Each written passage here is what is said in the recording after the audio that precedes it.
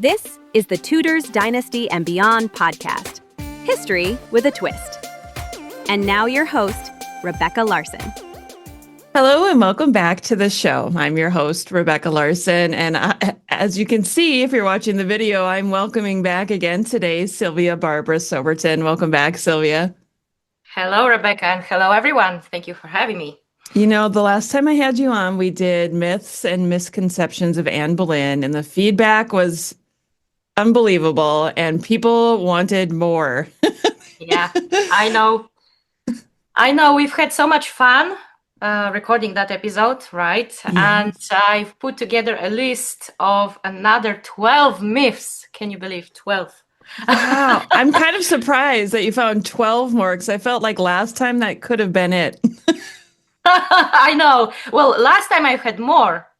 So I've had to, wrap it up and stop telling them because we are constrained by time. But today we are going to dive right back into it.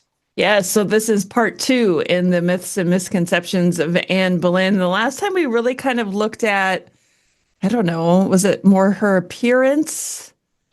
It was various myths about her early life, her education, upbringing, her appearance, her rise and fall. And today it's a little bit of everything, I guess. Oh, okay. So, well, yeah. you know, I'm always like, I need to be surprised when it comes to Anne Boleyn, because I always feel like we've heard everything about her already. But I have all the faith in you, Sylvia, that today Thank you so much. You're going to pull some out where I go, oh, I didn't know that. That's interesting. Or the listeners, we don't all know everything about Anne Boleyn. Yeah, exactly. So last time the feedback was really amazing, and I was quite surprised that a lot of people were so enthusiastic about it. Mm-hmm. And a lot of people said, well, you know what, you should probably write a book about it. And just to be clear, everything I'm saying here is already published in my books. Mm-hmm. Mostly in my books, in my papers as well. I'm also blogging on Substack about it. So if you want to read it, I can put up links so that you can see it in a written form as well. But maybe a book will happen about it as well. So who knows? Who knows? Well, you have so many books out, so it's no wonder. I know, I can't stop writing. I can't. It's a talent. Not everybody has that talent. We were just talking.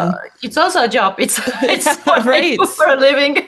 Yes. Sylvia and I were just talking before the show about how I've been working on my Thomas Seymour book the last day. And I just admire anybody who is a writer, because it is no easy feat to put all of the information that you've learned through research into a story and get it to be cohesive and have a good flow. That's probably the hardest part, isn't it? Well, yeah, it is. Yeah. Yeah. Okay. Enough about me. Let's get to Anne Boleyn. Okay. So I have my notes here with me. So I will be looking at the notes and looking at you a little bit. So, so the first myth that I have, it's about her date of birth. And I know people were going to love it, because the myth is that she was born in 1507. So as we know, everybody knows who loves Anne Boleyn, that the year of Anne's birth is the most hotly debated subjects in Tudor historiography.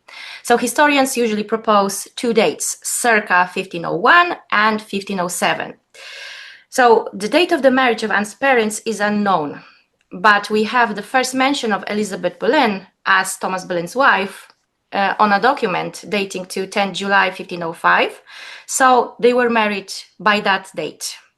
Hence why the circa 1501 is usually proposed as the earliest possible date of Anne's birth. Now, the 1507 date comes from a marginal note in William Camden's biography of Queen Elizabeth I's reign. Camden was born in 1551, so he was not Anne Boleyn's contemporary. In the 1590s, he was commissioned by Elizabeth's secretary and principal advisor William Cecil to write a history of Elizabeth's reign, and he did it. He wrote this monumental work, and it was first written in Latin and published in 2 parts. Now, in the draft manuscript of Camden's original work, he inserted the note in Latin, meaning that Anne Boleyn was born in 1507. Now, some editions of Camden's work have this, include this, others don't. But in general, he meant for the readers to know that Anne Boleyn was born in 1507. Camden's work was in circulation when Henry Clifford published his Life of Jane Dormer, Duchess of Feria, in 1610. Now, Jane Dormer was Queen Mary I's maid of honor, her favorite servant, and she heard many stories from the Queen herself. Now, the Duchess of Feria told Clifford that on the day of her execution, Anne Boleyn was not yet 29 years of age, which would place Anne's birth in 1507. But here's the catch. Neither Camden, who was born in 1551, nor Jane Dormer, who was born in 1538, were Anne Boleyn's contemporaries. So Camden started writing his book about Elizabeth's reign in around 1608. So it was some 100 years after Anne Boleyn's death. That's way too long after her death. And Jane Dormer was likely influenced by what Camden wrote because it was in circulation already. Yeah. But the most glaring inaccuracy about the 1507 date is that it doesn't really match or align with other known facts from Anne's life. And I'm talking here about something that one of her chaplains said, Matthew Parker. Now, he later became Elizabeth I's Archbishop of Canterbury, so he was a very important person. In a letter to William Cecil, Parker wrote that he was Anne Boleyn's poor countryman. And this means basically, in 16th century parlance, country meant county. So Parker meant that he and Anne both hailed from the same county, which was Norfolk. In 1536, Anne's father told Cromwell that his wife gave him a child every year when his father was alive. So William Boleyn, Anne's paternal grandfather, died in October 1505, which means that Anne and her siblings were likely born before that date, so before 1505. Now, in another letter to Thomas Cromwell, written in 1538, Thomas Boleyn said that he lived in Kent for 33 years, which means that he moved there shortly after his father's death in October of 1505. Now, it's all a little bit of a puzzle, and we have to put all of the pieces together. But if we put all of the pieces together, then it follows that if Anne was born in Norfolk, as Matthew Parker's testimony indicates, then she was likely born before the family moved to Hever Castle in Kent in 1505. So I think all of those documents prove that Anne was certainly born before and not in 1507. Interesting. I feel like, yeah, that is the question about her, isn't it? What year was she born? And it's always those 2 years that are brought up. Yeah. So yeah, and I always felt very strongly that the 1507 date, it just doesn't align with the facts of her life at all. I wouldn't be surprised if she was born somewhere between, let's say, the year 500, if we assume that her parents were married a year before Elizabeth Boleyn was first mentioned as Thomas Boleyn's wife. So around 500 to 1505. I think that's the span where her birth could have taken place. Definitely not 1507. I just don't see this date as happening based on the evidence that we have. And yeah. So she was very likely in her 20s when she was executed. Late 20s, mid 30s, something like that. Okay. Yeah. All right. I mean, that seems to work out too, with her concern about, spending 7 years not married to him and worrying about giving him a child and wasting her best years. Wasting her time and youth for no purpose at all, as she said. That would have been very worrisome for her because as the king's mistress, basically, even if she didn't sleep with him, she was already branded as his mistress. So nobody would have wanted to marry her after that. So her reputation was ruined, I could say, already by her association with a married man, with Henry VIII. And she said that she wanted children, that they were the only consolation a woman could have had, back then. And she was right, because woman's worth was measured in how many children did she have, or if she had sons. Mm-hmm. So, yeah. Wow. Okay, that was a good one. What's our next myth? A good one. Okay, so the myth number 2 I have is that she sang like a second Orpheus. Now, it should not really surprise us that most myths about Anne originated in the 19th century. Mm. And this particular one that I'm talking about was written by Agnes Strickland in Lives of the Queens of England. She was quoting the following passage, and I'm going to also cite it.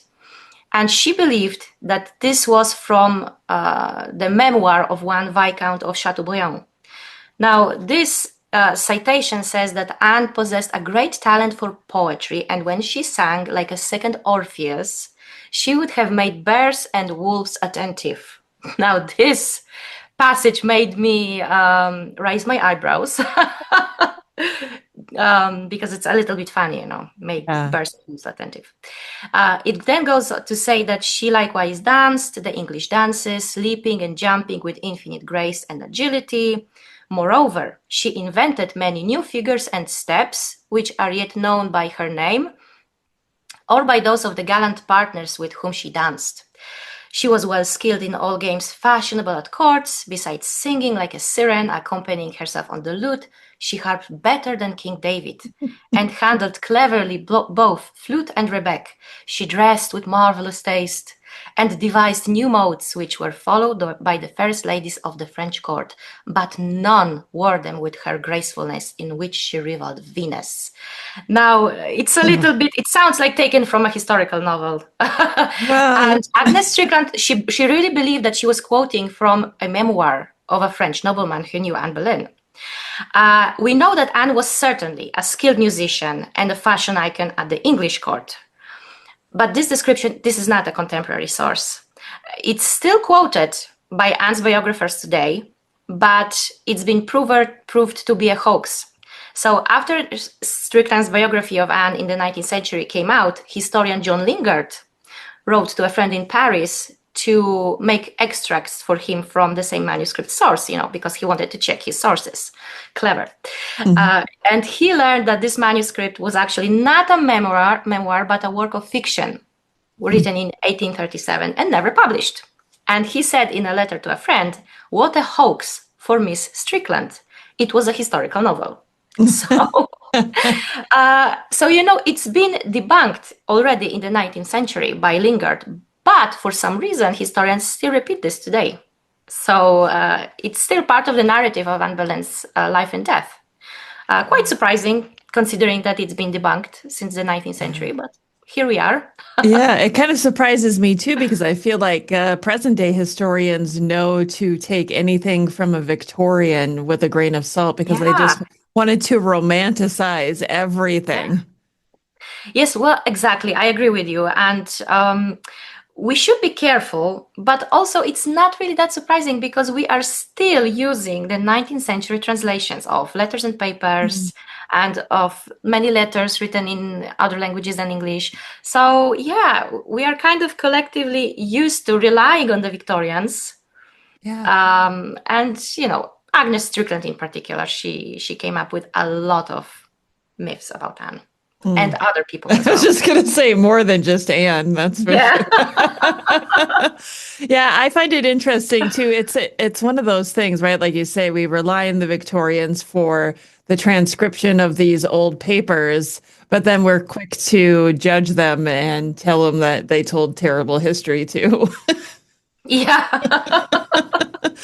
This is why you must do your own transcription. Find those old documents and do it yourself. Yeah. Learn paleography. It's probably the best skill you can teach yourself.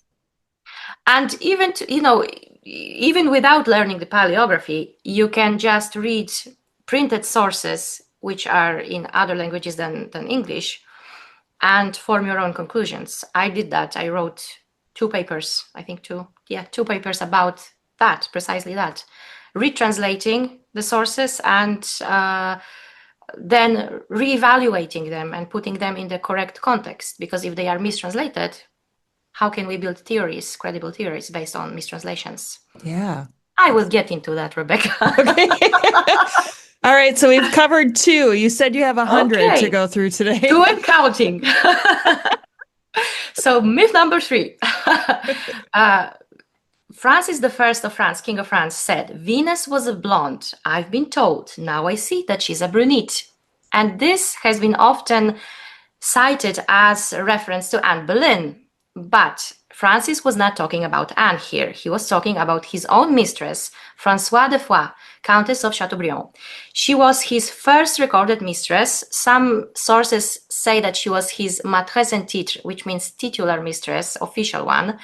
But this term was not yet in use, and although she was his mistress, she was not like officially installed. But she was part of Queen Claude's household. She served as the chief lady of honor, so it was the highest, most lucrative post. She was born around 1495, so she was some years older than Anne Boleyn, but she was of approximately the same age as Francis.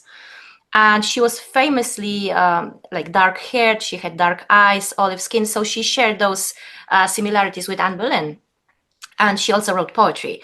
And on one occasion, she quoted this biblical Song of Songs, and she said, "Black I am, but beautiful," referring to her coloring, because in the Renaissance period, the ideal woman, beautiful woman, was, blonde with pale skin, blue eyes, and she was, dark. And Francis, to defend her, said, Venus was blonde, but now I see she's a brunette. And he was really talking about his mistress, not about Anne Boleyn. Everybody always wants to attach Anne Boleyn to Francis I. Yeah, exactly. So that's almost the case. Whenever somebody says something, people tend to interpret that as referring to Anne Boleyn. And as a result, a lot of myths like that flourish still. Yeah. I guess it doesn't surprise me at all, because those who want to attach her to Francis I are doing so to blacken her name in a way, right? Yeah, as we said in the previous episode, yes. What we talked about Sanders' description. Yes. Sanders, that's another way you say, like, Victorians. Now you can be like Sanders. Sanders. There's always one. Okay, well, that's 3 already. I think we're doing pretty good. Yeah. So the next one is that the Moost Happi medal was struck to commemorate Anne Boleyn's pregnancy. Now, the idea in the 19th century was that the medal was struck to commemorate Anne's coronation. But the problem is that it has the date 1534. And Anne Boleyn's biographer, Eric Ives, believed that the medal probably commemorated the expected birth of Anne's second child in the autumn of 1534. So I think personally that this interpretation is likely a myth, because the only supposed evidence that links this medal to Anne's second pregnancy is the date. We know that Anne was pregnant from January to June or July of 1534. And then we have this slightly elevated position of her breasts, which is a detail that I think is far from conclusive. We can't conclude based on that only that this is a medal that commemorates her pregnancy. I've been researching Anne for many, many years, since 2010, and I've never seen any contemporary references to 1534 medal as commemorating Anne's pregnancy. The more likely occasion it commemorates, in my view, is the French embassy of 1534, because at the time, the embassy headed by Admiral of France, Philippe de Chabot, Seigneur de Brion, came to England. The main goal was to negotiate a marriage between one of Francis I's sons to Princess Elizabeth, Henry VIII's only daughter with Anne Boleyn. Well, the embassy didn't quite go as planned, because the Admiral proposed a French marriage for Henry VIII's disinherited daughter, Lady Mary, much to Anne Boleyn's consternation and shock. And I think this medal could have been commissioned to show just how popular Anne was, and that she was very highly in the king's favor, even though she was yet to give birth to the longed-for male heir. Another myth about this particular medal is that it was damaged on purpose, which I don't think is the case, because there is this 19th century engraving of this medal, It was published in 1885, and there is no sign of the damage. So I think that the damage occurred spontaneously at some point. I don't think it was a deliberate damage or that it originated in the 16th century. Yeah, that's something Dr. Emma wants to dig into. That is the historical mystery that she wants to solve. When was it damaged and who damaged it? That's the other thing, too, that Emma has talked about the medal. She thinks that the medal, and you probably have talked to her about this, but she thinks that the medal was created to commemorate the coronation of Anne Boleyn, and it just did not come out until 1534. Maybe. I mean, that's a good guess.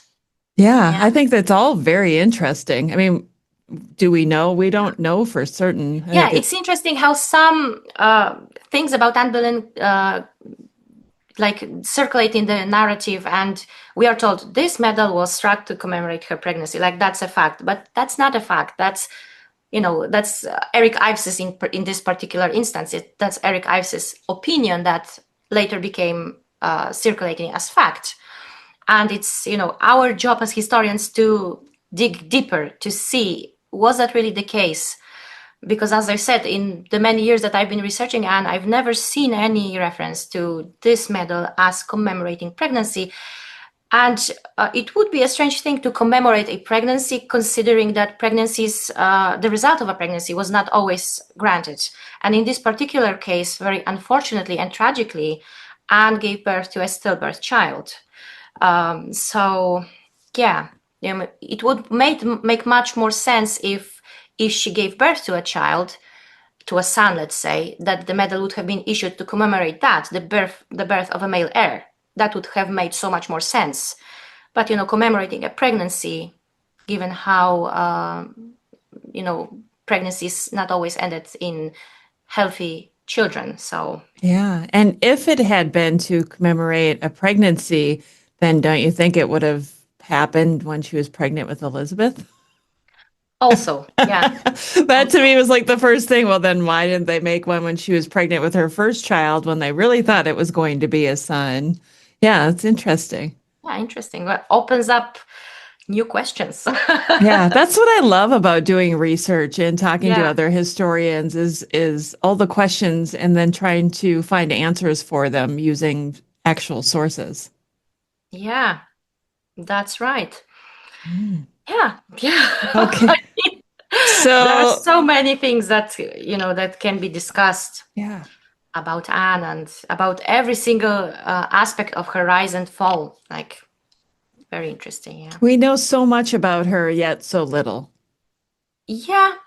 I mean, you put it really well. Yeah. We know so much and yet so little because the documents from her point of view are not there.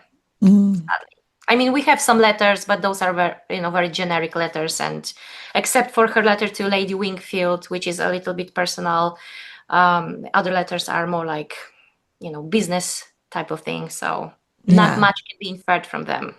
Yeah, that makes it a little bit more difficult. Yeah. Okay, so we covered her birth date. We covered her singing. Yeah. Her the Venus thing. We covered the Moost Happi medal. What do we got next? When we are talking about the Moost Happi, I can also cover something more because there is this view that the most happy meant what we think it meant, that she was the most happy. But in a 16th century parlance, hap meant luck. So by the most happy, Anne highlighted that she was the luckiest of women because she was raised to queenship. So she was also very devout, and she saw her social elevation as the act of God's divine providence. We have instances where she talked about it. For example, shortly after her coronation, she said that she told the Venetian ambassador she knew that God had inspired His Majesty to marry her and that he would have found a greater personage than herself, but he married her. Also, one of her chaplains, William Latimer, said that she said many times that she became queen because of the loving kindness of Almighty God, whose only providence she did continually attribute her royal estate. And the most important or the most overlooked, I think, thing about Anne Boleyn's The Most Happy motto is that if you translate it to Latin, so the language of the learned at court, it means Beatissima or Felicitissima, and it's a direct reference to the Annunciation of the Virgin Mary. Yeah, it's not the first time when she linked herself to the Virgin, because she exchanged love notes with Henry VIII on the pages of her prayer book, leaving a rhyme under a couplet, a rhyme under the image of Annunciation, the angel Gabriel telling the Virgin Mary that she would have a son. So by this, the most happy, it's also, like the blessed, she's linking herself to the Virgin Mary again. Here's where you just blew my mind, because that makes so much more sense than being happy. Like to say most happy seems, I don't know, a bit arrogant. Like, I am so happy. Look how happy I am. I had this medal struck. But you know what? It would only make sense for the people who observed her rise and fall from England, because in England the hap it meant luck. But let's say Eustace Chapuis told Jane Seymour after Anne's execution that although your predecessor's motto was the most happy, but you will realize this motto, you will be happy. So he, as a foreign observer, thought that she was expressing her happiness, being the most happy, but that's not the case. So. Wow. See, you got me. There was one that you for sure got me on today. That was a good one. There are more, Rebecca. I'll promise to blow your mind again. I will blow your mind again. I promise. I'm excited. I mean, this is she did this. Oh my gosh. I can't wait. Yeah. Like a kid in the candy store. Whoa, what's next? Exactly. What's next? Well, what's next? This is next. I don't even know what number it is. I think it's the myth number 5. The myth number 5 is that the Hornbout family came to England on the invitation of the Boleyn family. Now, this is a theory that was very popular in the 1950s, and Hugh Paget, British art historian, came up with this theory when he was discussing the portrait of William Carey. Now, this portrait of William Carey has recently been acquired by Hever Castle and is currently displayed next to the portrait of William Carey's wife, Mary Boleyn, Anne Boleyn's sister.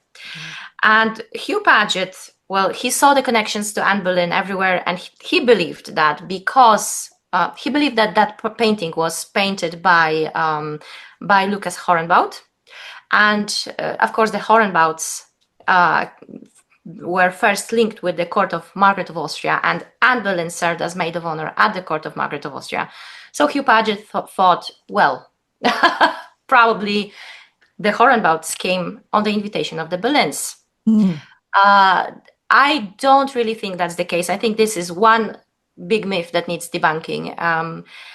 I don't think any of the modern scholars believe in it anymore. And the current theory is, and it was proposed by Dr. Emma Cahill-Maron, that the Hornbouts came to England on the invitation of Catherine of Aragon, which makes so much more sense because she was queen, she was a patroness of the art, and she had influence and power to invite them. And she was also exchanging letters with Margaret of Austria, who was her friend and former sister-in-law. So yeah, it makes so much more sense that Catherine of Aragon made the Hornbouts came to England, that they came on her invitation. Yeah, that definitely makes more sense to me too. We know how close Catherine was with Margaret of Austria, and we always call Margaret of Austria one of the marketing mothers too. So she knew good painting. This is so great because it's real. It's so true. She was a marketing mother. She knew how to place herself out there. She had so many portraits of herself painted during her lifetime. That's amazing. That's really mind-blowing, actually. Yeah. But she had power. She had influence. She was wealthy. Then why not? Yeah, exactly. You can afford it. I mean, her court attracted the best artists. Yeah, and thank goodness that connection to Catherine of Aragon and Catherine bringing all.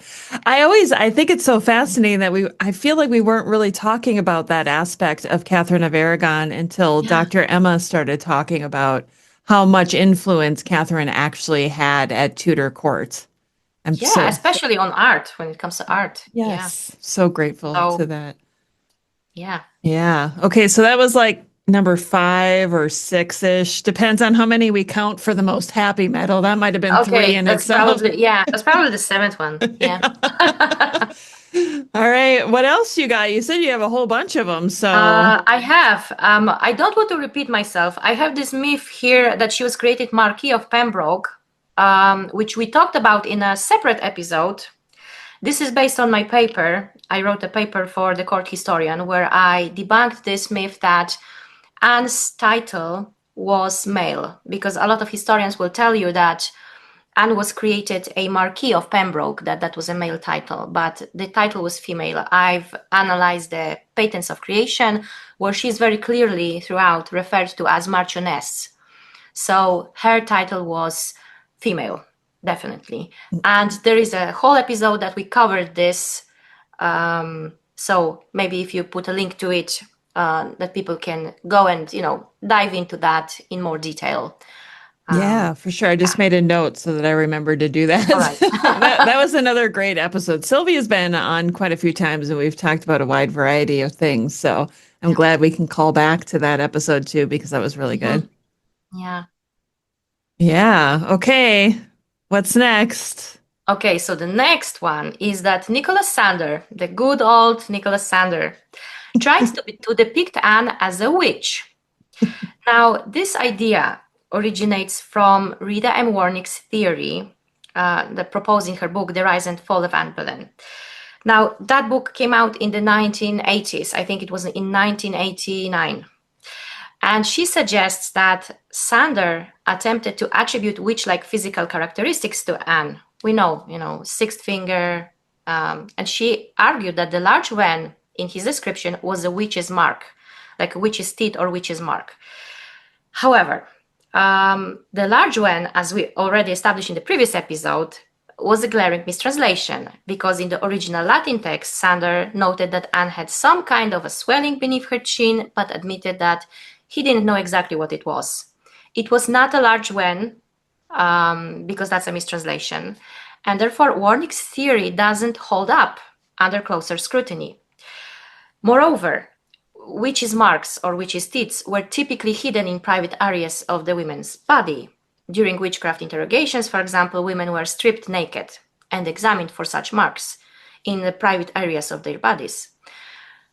Whatever Anne may have had beneath her chin, it would not have been interpreted as a witch's mark. Additionally, Sander described Anne as quite attractive, noting that she had a pretty mouth, a detail that is inconsistent with contemporary beliefs that witches were physically repulsive. Now, most importantly, Sander's critics, most notably George Wyatt and Gilbert Burnet, writing in the 17th century, did not defend Anne from witchcraft accusations, but they were defending her from broader slanders that circulated in Sander's work. That's why Sander was called Dr. Slanders. If you had a witch mark on your neck, like that's such a good point. Like it wouldn't be somewhere that was so obvious that people could see it. Yeah, exactly. And those marks were usually hidden from view. So in intimate, private areas of your body. If it was like so visible, it wouldn't have been it doesn't just fit the description of the witch's mark. And that's a mistranslation anyway. So, we're having this theory that is quite a theory that attracted a lot of track and a lot of, popularity over the years. And it's based on a mistranslation. Mm-hmm. So we can't really rely on this. And I think that's one big fat myth about Anne Boleyn that I would like really to see it go away. Yeah. Yeah. It's such a silly one too. I think in modern day we look at that and go, obviously she wasn't a witch. Yeah. Well, you know what? Another myth Ooh. is that she was never linked to witchcraft during her own lifetime. And that's just not the case. Oh. Because we see this,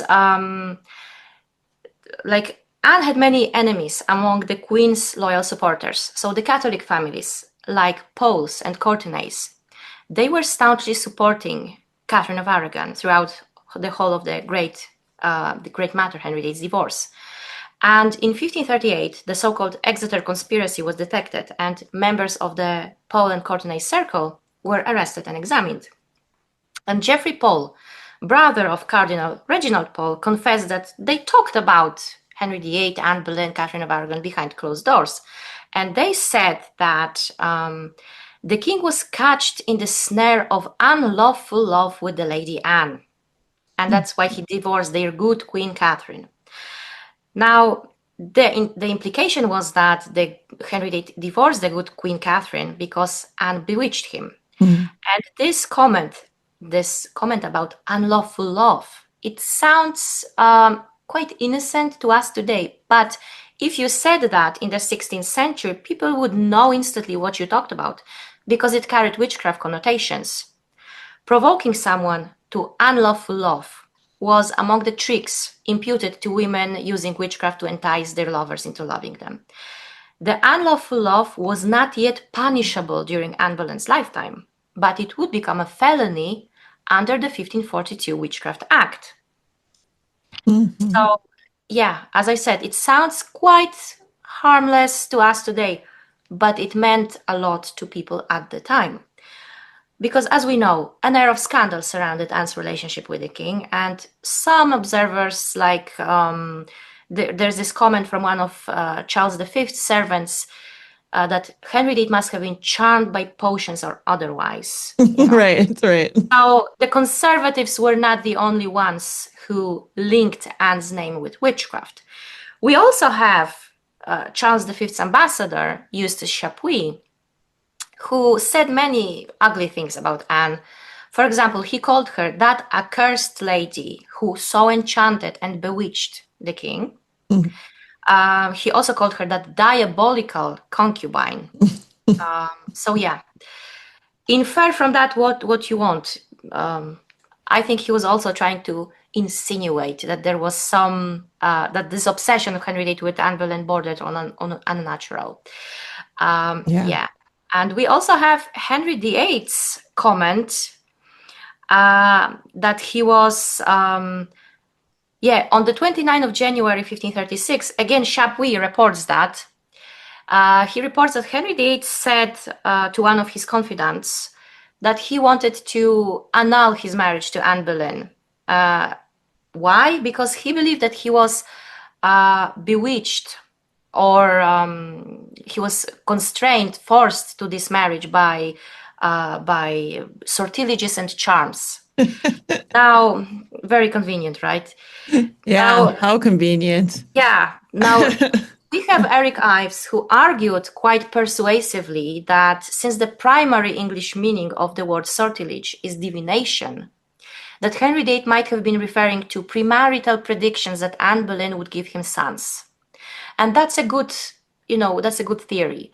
But Henry VIII clearly said that he was bewitched, that he was forced into marriage by bewitchment. And I strongly believe, and I put this theory in my paper that was published in the Royal Studies Journal, that Henry VIII was laying the foundation for annulment of his marriage to Anne Boleyn, because he would have known there were two cases in the past, not so distant past, where witchcraft charge was used to annul a marriage. We know that, for example, Richard III tried to use the witchcraft excuse to annul Edward IV's marriage to Elizabeth Woodville in 1483. And also Eleanor Cobham's marriage to the Duke of Gloucester was annulled because it was widely believed, she was accused of using witchcraft to interfere with his free will. Now, Henry VIII would have known that, and he was laying the foundation for the annulment. I was forced, my free will was interfered with. So he would have saved his face by saying that, because people really believed in those things. But, and that's really what shocked me when I was researching this, if he did that, yes, his marriage to Anne Boleyn would have been annulled, but she would have survived this. She wouldn't have been executed. So we see Henry VIII dropping this witchcraft accusation. It's not the main one. He added adultery and high treason. She was accused of plotting his death. That was really the deadly sting. That was what she died for, the high treason charge, because adultery wasn't also punishable by death. So, high treason. But I think this comment from 1536 clearly shows that he was trying something here. He was laying the foundation for annulling his marriage by using the witchcraft charge. I love how whenever a husband doesn't want his wife around, she's a witch. Yeah. Oh, she enchanted me. I had to marry her. I mean, I wouldn't have done it. The most, the scariest thing about it is that it worked for some people, the witchcraft charge. So, I mean, it sounds funny to us, but it was the reality for the women. How terrifying. Yeah, I mean, if you look at, for example, Elizabeth Woodville's mother, she was accused of witchcraft. She was accused actually of love magic, of putting Edward IV and Elizabeth Woodville together, of, doing some love magic on them. Like she had those wax figures and stuff like that. And yeah, it was a good excuse at the time. It was. Although it had to be said that Richard III's reason why he annulled the marriage of Elizabeth Woodville and Edward IV was that allegedly Edward IV had a pre-contract with another woman before he married Elizabeth Woodville. So witchcraft charge was not the main. It was just, a cherry on top. Right. Well, and then when we look at The White Queen as the book and the TV series, right? Philippa Gregory really plays into that witchcraft idea, which is fun as a reader and a viewer, but probably not true. Probably not true, no. But I mean, it really makes fun reading and fun watching, and Yeah. Supernatural is popular these days, so that was my favorite series of hers. My the book was phenomenal. The TV series, great, and the TV series was amazing. But there were some great actors in that too. Yeah, it reminds me that I have to rewatch it. I know, I'm gonna have to too. That's when I fell in love with Rebecca Ferguson, who's now become like a big superstar. A huge star. Yeah. Yes, and Jeremy Irons. Oh, yeah, he was a good Edward IV. No, Jeremy, Max Irons. No, Max Irons. Sorry, Jeremy was his dad. Jeremy's son. Yeah, Max Irons. Yes, he was the perfect. He was like how you imagine Edward IV to look. Yeah. Okay. Okay. Sorry, I got sidetracked thinking about. Distracted. I know. I was thinking about TV and movies. Okay, well, that was another interesting one. How many more do we have? Oh, quite a few. So I have to. Hurry. Okay. Another one is, and I'm going to use my notes here, is that Anne Boleyn miscarried on the 29th of January, so on the day of Catherine of Aragon's funeral. Yes. Now, it is widely accepted in the narrative that she had a miscarriage on the 29th of January. So it was the day of Catherine of Aragon's funeral. And the source for it is, again, our good old Ambassador Chapuis, who says that, and I quote, on the same day that the queen was buried, and the queen here is Catherine of Aragon, because he never names Anne Boleyn as queen. She's always a concubine. Yeah. So on the same day, this concubine miscarried of a child who had the appearance of a male, about 3 months and a half old, at which miscarriage the king has certainly shown great disappointment and sorrow. Now, Catherine of Aragon died on 7th of January, and she was buried on the 29th of January. And in this report, Chapuis indicates that Anne lost her baby on the same day as Catherine of Aragon's funeral. But 2 other contemporary witnesses give different dates. So we have Windsor Herald Charles Risley, who says that Anne's miscarriage happened 3 days before the Feast of Candlemas. Now, the Candlemas was the Feast of Purification of the Blessed Virgin Mary and was celebrated on the 2nd of February each year. And January then, as now, has 31 days. So Risley then meant that Anne miscarried on 30th of January. Okay. Edward Hall, chronicler, writes in his chronicle that in February, Anne was brought to bed of a child before her time, which was born dead. So he says in February.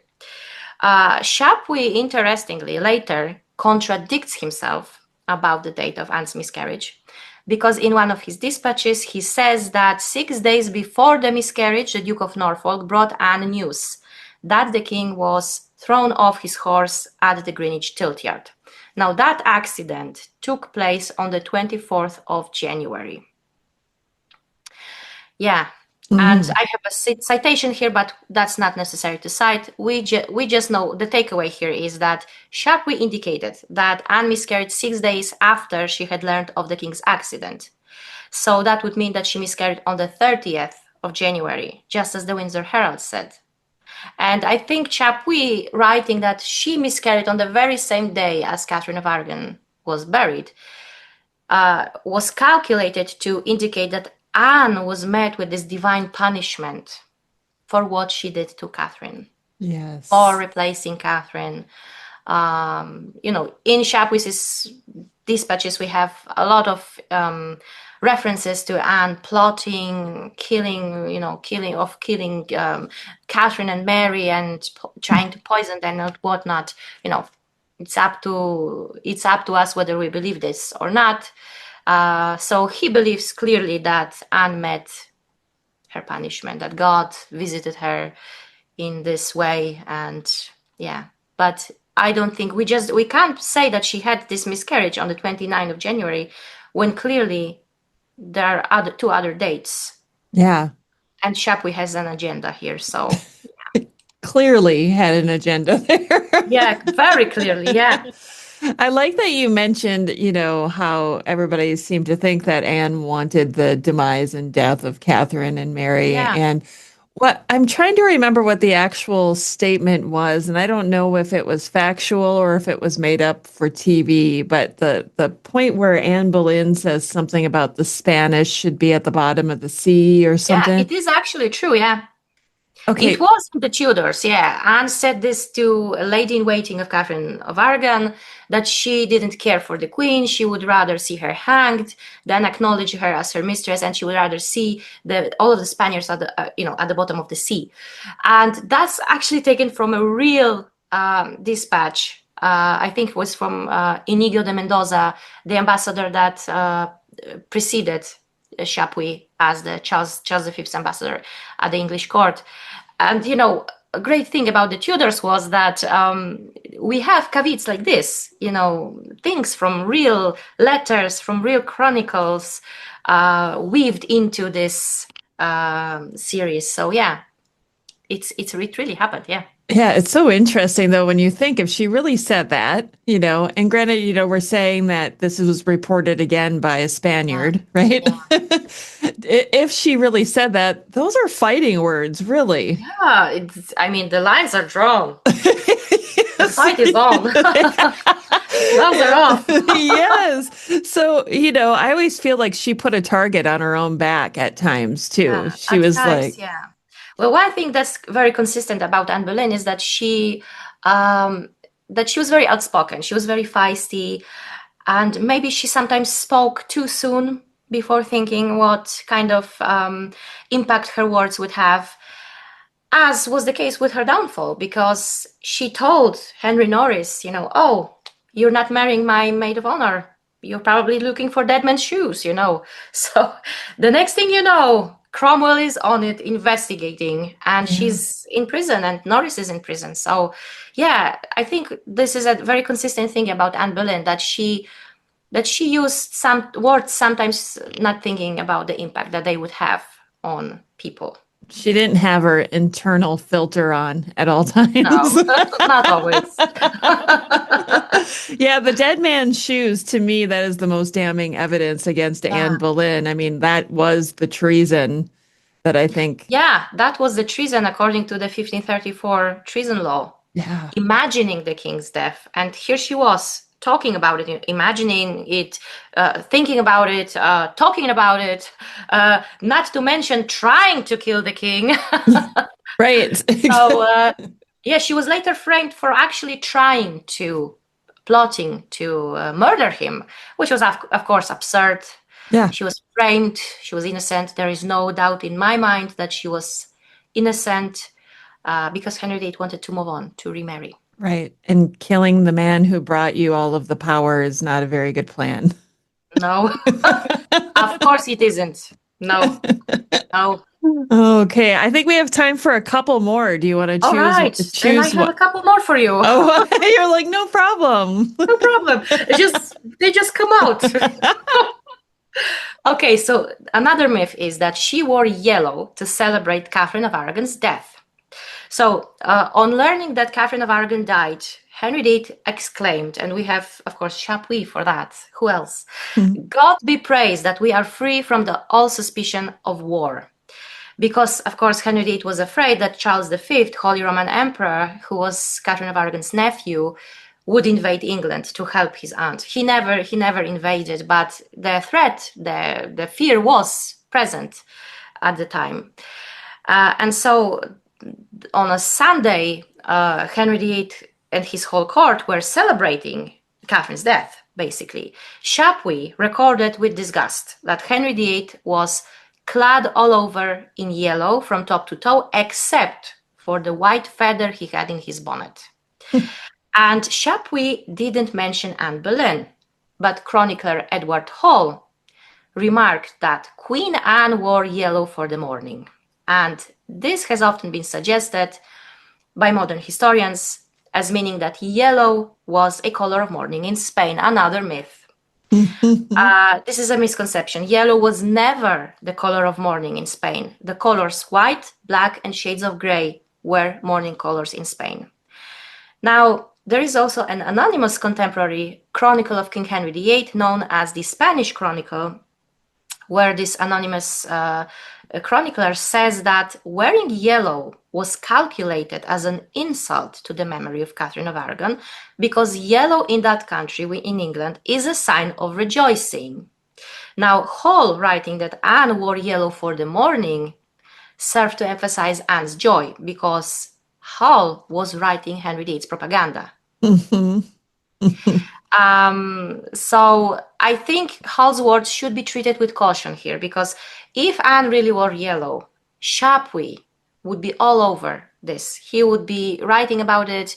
He would be talking about it not once, but more times. So the fact that Chapuis says nothing about Anne wearing yellow, I think indicates that she maybe wasn't present, or maybe she wore different color. Henry VIII wearing yellow was certainly calculated as an insult to Catherine's memory, to show his joy, to show his elevation, to show how happy he was. I mean, that's quite disgusting, honestly. She was his wife for 20 years. So, yeah. But we don't know if Anne was wearing yellow, and I think it's fair to say that she wasn't. She was also in early stages of another pregnancy, so who knows? Maybe she didn't really feel like celebrating. Maybe she had morning sickness. Who knows? Yeah. So Edward Hall here is, Edward Hall is. I want to research him further because he was writing such blatant propaganda for Henry VIII. He has really good descriptions of parties at the Tudor court, of pageants, banquets, masks, stuff like that. But he's notoriously unreliable when it comes to, events like this, like Anne Boleyn wearing yellow. He has so many more things that can be debunked from other contemporary sources, which I will be probably talking or writing a book about it. Believe me, it deserves a book. I think it does too. It's always, what do they always say? The victors write the history, right? Yeah, that winners always write the history. History is written by the winners. Yes. So Anne Boleyn was definitely not on the winning side of the history. And Hall was writing for Henry VIII. He's writing his propaganda. Whatever Henry VIII wanted, Hall would write that. That Spanish chronicle that you had mentioned. Yeah. That was one that I used a lot when I was researching Thomas Seymour too. And I found it very interesting that when I was researching Thomas Seymour, that whoever wrote it, I don't remember who wrote it, but whoever wrote it, like, It's anonymous. We don't know. okay, they quoted conversations that were had in the Privy Chamber, and I was like, how is it that you're the How would you only know? one? Yeah, you are the only one, and you happen to be Spanish. You happen to overhear this person saying this to that. Yeah, there are definitely a lot of inconsistencies in the Spanish Chronicle, but overall, it does reflect what other contemporary sources tell us. We should be careful, of course, because as you say, those snippets of conversations are almost certainly made up. But this guy was a Spaniard, so he knew that yellow was not the color of mourning in Spain. So Yes, at least we are clear on that. Oh my gosh. Okay, we have time for one more. One more? Oh my gosh, let me think. So many to choose from. She said she had Okay, I dozens. have the one that I think we will be also a nice ending for our conversation. So there is this theory. I mean, that's not a theory, it's an opinion rather. Eric Ives, Anne Boleyn's biographer, said that Anne was a self-made woman.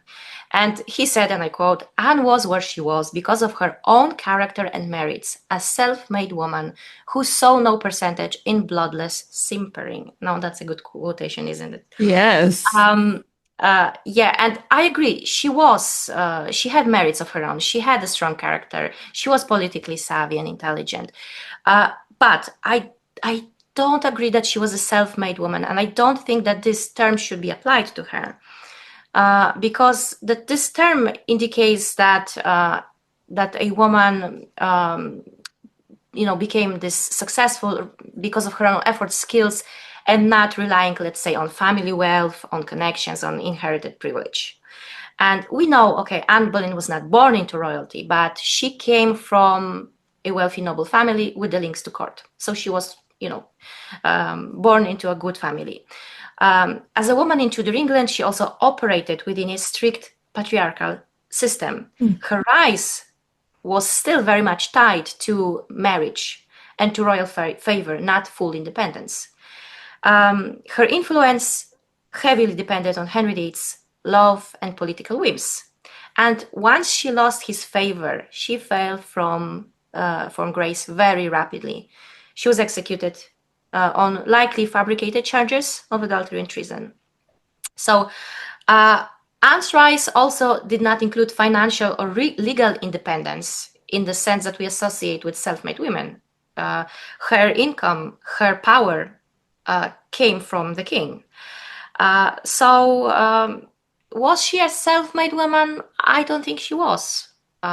She didn't inherit power. She was maneuvered in a position. She maneuvered herself into power.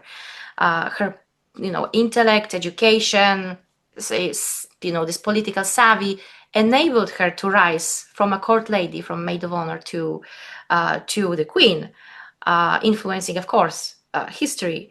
But her story also, I think, shows the limits of female agency in the society that was so rigidly patriarchal.